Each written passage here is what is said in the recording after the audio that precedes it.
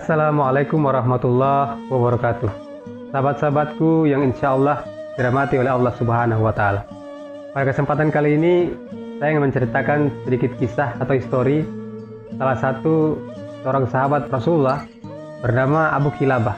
Mungkin sahabat-sahabat sekalian jarang mendengar nama ini karena beliau bukanlah selegram atau artis di zaman itu seperti Ali bin Abi Thalib, Utsman bin Affan, Umar bin Khattab atau Abu Bakar. Tetapi yang unik dari Abu Kilabah ini, sahabat-sahabatku, dia mempunyai kepribadian yang sangat luar biasa. Oleh sebab itu, sahabat-sahabatku yang insya Allah dirahmati oleh Allah Subhanahu wa Ta'ala, singkat cerita, pada suatu hari ada seorang pemuda atau musafir, dia sedang melakukan perjalanan dari kota ke kota lainnya. Kemudian di tengah-tengah perjalanan, dia kehabisan bekal atau kehabisan makanan. Lalu kemudian dia berkeliling di sekitaran situ, dia mendapatkan sebuah kemah yang ada di tengah-tengah padang pasir itu. Lalu kemudian dia mendatangi kemah tersebut, dan di dalam kemah tersebut dia melihat ada seorang sedang bersandar dengan punggungnya karena kedua tangannya tidak ada, lalu kemudian kedua kakinya juga tidak ada dan buta.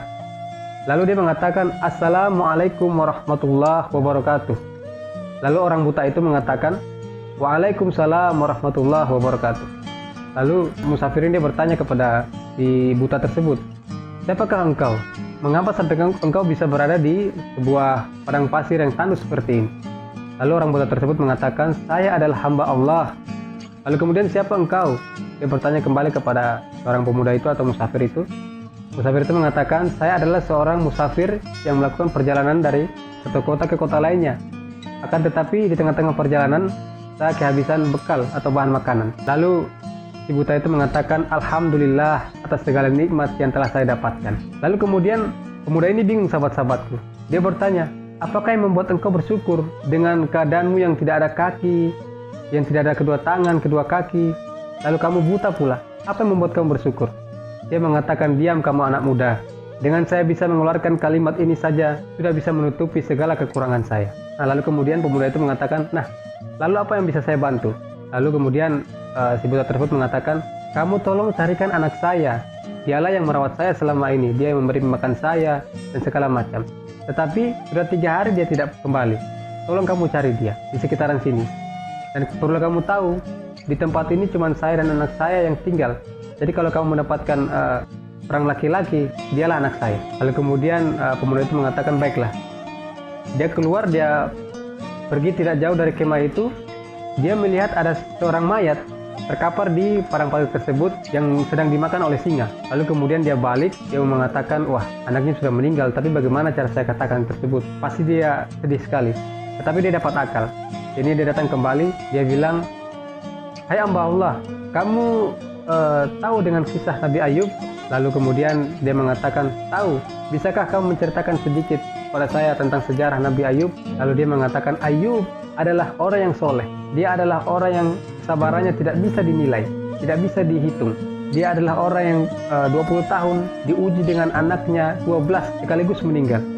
Dia adalah orang yang 20 tahun diuji dengan penyakit kustanya sehingga ditinggalkan oleh kaumnya." Lalu kemudian pemuda safir itu mengatakan, "Betul apa yang kamu katakan, dan kamu adalah salah satu cerita dari Nabi Ayub tersebut karena anakmu yang satu-satunya itu telah meninggal."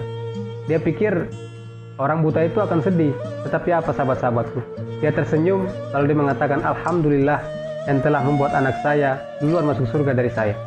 Lalu dia bingung, dia mengatakan, "Loh, kok bisa? Kenapa kamu tidak sedih?" Lalu orang buta itu mengatakan, "Menurut pemahaman saya tentang agama saya, kalau anak itu dia berbakti kepada orang tua, maka insya Allah dia akan masuk surga." Nah, lalu kemudian tidak lama orang buta itu mengatakan, "Asyhadu alla ilaha illallah wa asyhadu anna Muhammadar Rasulullah," dan kemudian dia meninggal.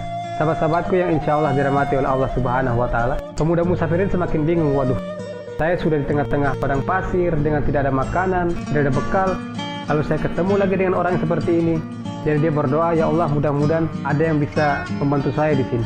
Tak lama kemudian datang 4 ekor kuda dengan 4 orang pemuda, datang dari berjauhan. Mereka terlihat berpakaian yang sangat rapi seperti pakaian dari kerajaan. Lalu dia memanggil mereka, kemudian mereka datang. Lalu mereka bertanya, "Kenapa, pemuda? Tolong saya, ada mayat di dalam kemah. Dia sudah meninggal." Lalu kemudian mereka bertanya, "Bagaimana ciri-cirinya?" dia tidak mempunyai kedua tangan, tidak mempunyai kedua kaki, lalu buta. Lalu mereka mengatakan, di mana dia? Seakan-akan mereka tuh sudah kenal sama dia, sahabat-sahabat. Lalu kemudian mereka masuk dalam kemah, mereka buka kainnya, lalu mereka lihat, mereka cium-cium mayat itu sambil menangis. Pemuda ini semakin bingung, loh, siapa sebenarnya orang buta ini? Kenapa kalian mencium-cium mayatnya? Lalu mereka mengatakan, apakah kamu tidak tahu, dia ini adalah Abu Kilabah. Dia adalah salah satu sahabat Rasulullah yang masih hidup sampai sekarang. Dia ini lari karena disuruh oleh kerajaan untuk menjadi hakim, tetapi dia tidak mau. Nah, sahabat-sahabatku yang insya Allah dirahmati oleh Allah Subhanahu wa Ta'ala, akhirnya pemuda itu menangis, tersenyum dan mengatakan, alhamdulillah telah mempertemukan saya dengan orang soleh seperti ini. Jadi sahabat-sahabatku yang insya Allah dirahmati oleh Allah Subhanahu wa Ta'ala, apa yang dapat kita petik dari kisah atau kepribadian Abu Kilabah ini, dia mempunyai keterbatasan, ibaratnya keterbatasan tubuh. Dia tidak sempurna seperti kita, akan tetapi dia tidak melupakan nikmat yang telah diberikan Allah kepada dia. Dia selalu bersyukur kepada Allah. Oleh sebab itu, mudah-mudahan dari kisah ini memberikan inspiratif dan motivasi kepada kita semua, sahabat-sahabat. Mudah-mudahan dapat bermanfaat. Kurang dan lebihnya mohon dimaafkan. Wallahul muwaffiq ila aqwamit thoriq. Wassalamualaikum warahmatullahi wabarakatuh.